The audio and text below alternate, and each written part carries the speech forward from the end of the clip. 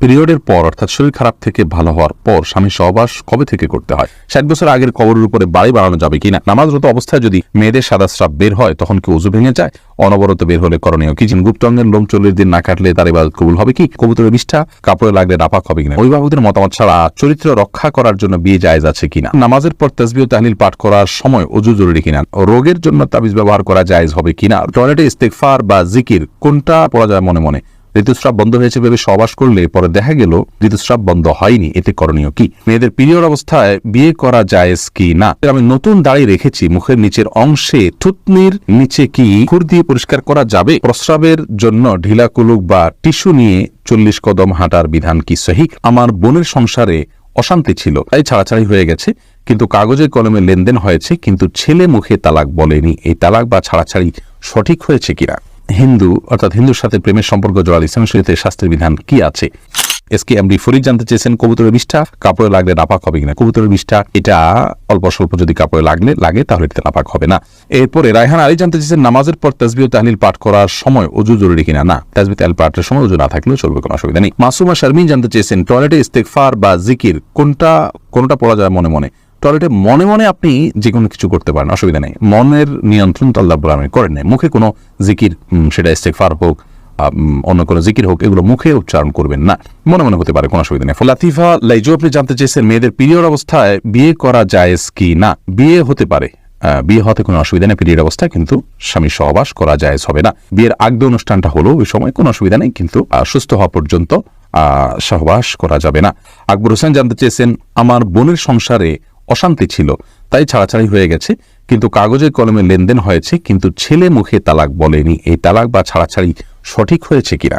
আপনার বোনের সংসারে অশান্তি ছিল তাই ছাড়াছাড়ি হয়েছে, কাগজে কলমে লেনদেন হয়েছে, কিন্তু ছেলে মুখে তালাক বলেনি। ভাই আকবর হোসেন, প্রথম কথা হলো কাগজে কলমে কি লেখা হয়েছে? যদি কাগজে তিনি লিখিতভাবে ডিভোর্স দিয়ে থাকেন এবং তিনি সেখানে স্বাক্ষর করে থাকেন, ওটা পড়ে জেনে, তাহলে সেক্ষেত্রে তালাক হয়ে যাবে মুখে কিছু না বললেও। লিখিতভাবে তালাক দিলেও তালাক হয় মুখের উচ্চারণ ছাড়া, কিন্তু তিনি কি লেখা আছে সেখানে জানতে হবে। কথার কথা, উকিল কি লিখেছে জানেনও না তিনি, বা তার কর্তৃপক্ষ, তারা পরিবারের লোকজন তালাকে কাগজপত্র রেডি করেছেন, তাকে শুধু বাধ্য করেছে সিগনেচার করতে, তিনি জানেন না কি লেখা আছে, তাহলে তালাক হবে না। এরকম হলে, আর যদি তিনি জানেন কি লেখা ছিল, ওটা পড়ে তিনি সিগনেচার করেছেন, তাহলে তাতে তালাক হয়ে যাবে। রাহি শাহী আপনি আইডি থেকে জানতে চেয়েছেন প্রস্রাবের জন্য ঢিলা কুলুক বা টিস্যু নিয়ে 40 কদম হাঁটার বিধান কি সহিহ?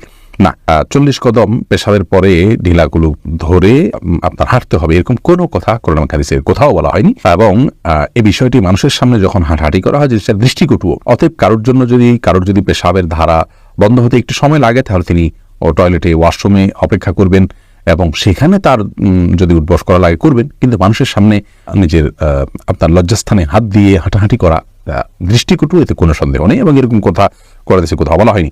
প্রিন্স রাফিন আপনি জানতে চেয়েছেন পড়ে যাওয়া চুল বিক্রি করলে গুনাহ হবে কিনা? যে চুলগুলো পড়ে গেছে সেগুলো বিক্রি করলে গুনাহ হবে, কারণ হলো মানুষের শরীরের কোনো অংশ বিক্রি করা জায়েজ নাই। আল্লাহ রাব্বুল আলামিন আমাদেরকে আমাদের শরীরের কোনো অংশকে বিক্রি করার অধিকার দেননি, কারণ এগুলো সবগুলোর মালিকানা আল্লাহ তাআলা, আমাদেরকে শুধু ইউজ করতে দেওয়া হয়েছে, আমরা এগুলো বিক্রি করতে পারি না। রুবেল মাহমুদ আপনি জানতে চেয়েছেন আমি নতুন দাড়ি রেখেছি, মুখের নিচের অংশে থুতনির নিচে কি খুর দিয়ে পরিষ্কার করা যাবে? ভাই রুবেল, আপনি নতুন দাড়ি রেখেছেন, সেজন্য প্রথমে আপনাকে মোবারকবাদ জানাচ্ছি। আল্লাহ রাব্বুল আলামিন আপনাকে পূর্ণ একটি আমল, এটার উপরে অটল অবিচল থাকার তৌফিক দান করুন। বিশেষ করে আজকাল আমাদের যুবক ভাইদের জন্য এই আমলটা করানো বেশি কঠিন হয়ে যায়। মুখের নিচের যে অংশ, থুতনির নিচের অংশ, এটা খুর দিয়ে আপনি পরিষ্কার করা যাবে কিনা বলেছেন। এটা পরিষ্কার করার প্রয়োজন নেই, কিন্তু যদি গলায় থাকে এগুলো আপনি পরিষ্কার করতে পারেন, কারণ এগুলো দাড়ি নয়। কিন্তু এই থুতনির কিছুটা নিচে হলে এগুলো দাড়ি। অতএব থুতনির দিকে যদি গলার দিকে চলে আসে, কিছু দূর অনেকের আসে এবং এটা বিরক্তির কারণে, তাহলে এইটুকু আপনি চাচতে পারেন। কিন্তু থুতনিতে যেগুলো থাকে, অর্থাৎ এই যে চোয়াল হাড্ডি, হাড্ডির উপরে এবং হাড্ডির উপরে নিচে ধারে কাছে যেগুলো আছে, এগুলো সবগুলো দাড়ি হিসেবে বিবেচ্য, এখন এগুলো কাটবেন না।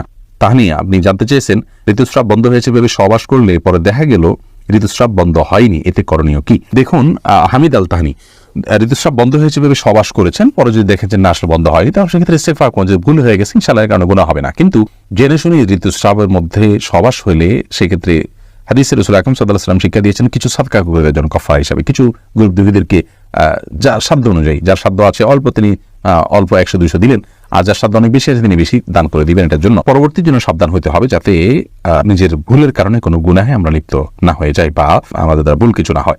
এরপরে সুইটি আহমদ আপনি জানতে চেয়েছেন রোগের জন্য তাবিজ ব্যবহার করা জায়েজ হবে কিনা। রোগের জন্য তাবিজ ব্যবহার করা ইসলামী শরিয়ার শিক্ষা নয়, সুন্নাহ নয়। রাসূল আকরাম সাল্লাল্লাহু আলাইহি ওয়াসাল্লাম ঝাড়ফুঁকের শিক্ষা দিয়েছেন। শুধু বাচ্চারা যারা পড়তে পারে না তাদেরকে ঝাড়ফুঁক করা যায় না, বা করেও নিয়মিত ঝাড়ফুঁক করা যায় না, তেলাওয়াত করা করতে পারে না, তারা এক্ষেত্রে তাদেরকে তাবিজ দেওয়া যায় কিনা কোরআন হাদিসের আয়াত দিয়ে, কোরআন আয়াত এবং হাদিসের দোয়া দিয়ে শুধুমাত্র, সেটাকে কোনো ওলামা জায়েজ বলেছেন। কিন্তু রাসূল আকরাম সাল্লাল্লাহু আলাইহি ওয়াসাল্লাম কাউকে কখনো তাবিজ দেননি, দিতে বলেননি।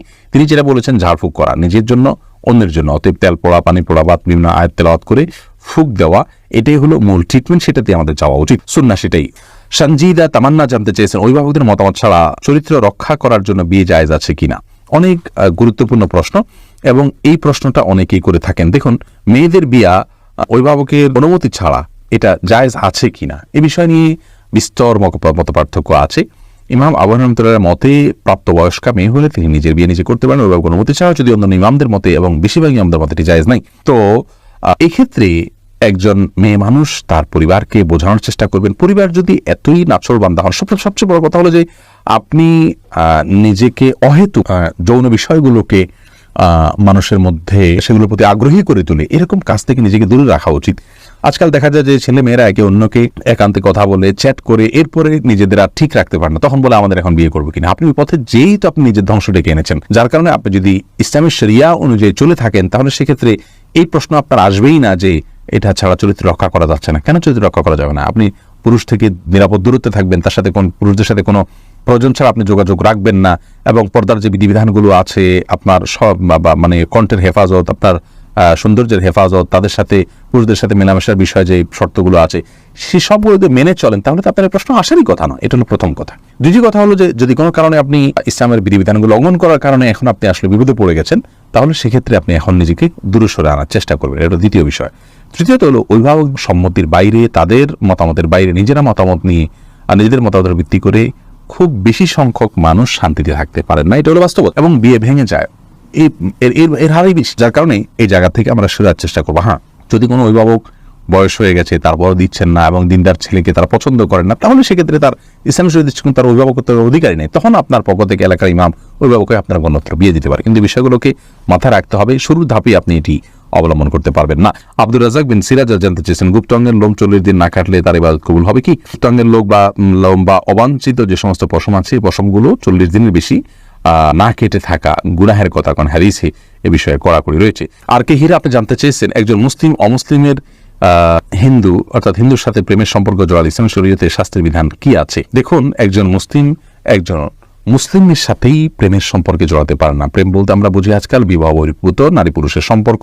এই সম্পর্ক, এই ভালো লাগা, এটা সব ভালো লাগাকে যদি আমরা বৈধতা দিই, তাহলে সেক্ষেত্রে আর পৃথিবী তার আপন অবস্থাতে শৃঙ্খলায় থাকবে না, বরং নিজের চাওয়া পাওয়াকে কন্ট্রোল করা, নিয়ন্ত্রণ করা, এটাই ইসলাম আমাদেরকে শিক্ষা দেয়। বিধায় একজন মুসলিম পুরুষ যেখানে একজন মুসলিম নারীর সাথে প্রেম করা, বিবাহ বহির্ভূত সম্পর্ক করা জায়েজ নাই, সেখানে একজন অমুসলিমের সাথে করার প্রশ্নই ওঠে না, কারণ সেটি গুনাহ তো হবেই।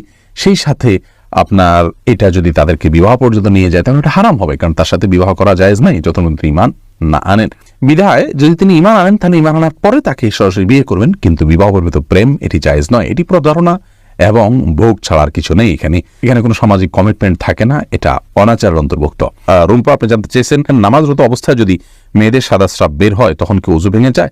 অনবরত বের হলে করণীয় কি? জি হ্যাঁ, সাদা স্রাব বের হলে ওযু ভেঙে যাবে, কিন্তু এটা যদি অনবরত পড়তেই থাকে, 5টা মিনিটও সময় গ্যাপ না থাকে, পুরো সালাতের ফুল সময়টা ধরে যেতে থাকে একটু করে, তাহলে সেক্ষেত্রে আপনাকে প্রত্যেক ওয়াক্তের জন্য ওযু করে সালাত আদায় করতে হবে। এরপরে ওযু করার পর যদি বের হয় কোনো অসুবিধা নেই, কিন্তু ওই ওয়াক্ত পর্যন্ত ওই ওযু দিয়ে আপনি সালাত আদায় করতে পারবেন। এমডি কাউসার জানতে চেয়েছেন 60 বছর আগের কবরের উপরে বাড়ি বানানো যাবে কিনা। যদি অনেক পুরাতন কবর হয়ে যায় এবং সেখানে এক্সটেনশন করে বাড়ি নির্মাণ করার প্রয়োজন হয়, আর যদি কবরস্থান না হয়, তাহলে সেক্ষেত্রে ওই কবরের ধ্বংসাবশেষকে অন্যত্র কবরস্থানে তুলে আপনি সেখানে বাড়ি বানাতে পারেন, কোনো অসুবিধা। রায়হানা আক্তার আপনি জানতে চেয়েছেন পিরিয়ডের পর অর্থাৎ শরীর খারাপ থেকে ভালো হওয়ার পর স্বামী সহবাস কবে থেকে করতে হয়, অর্থাৎ ফরজ গোসলের পর নামাজ শুরু করার পরে কি এটা করতে হবে?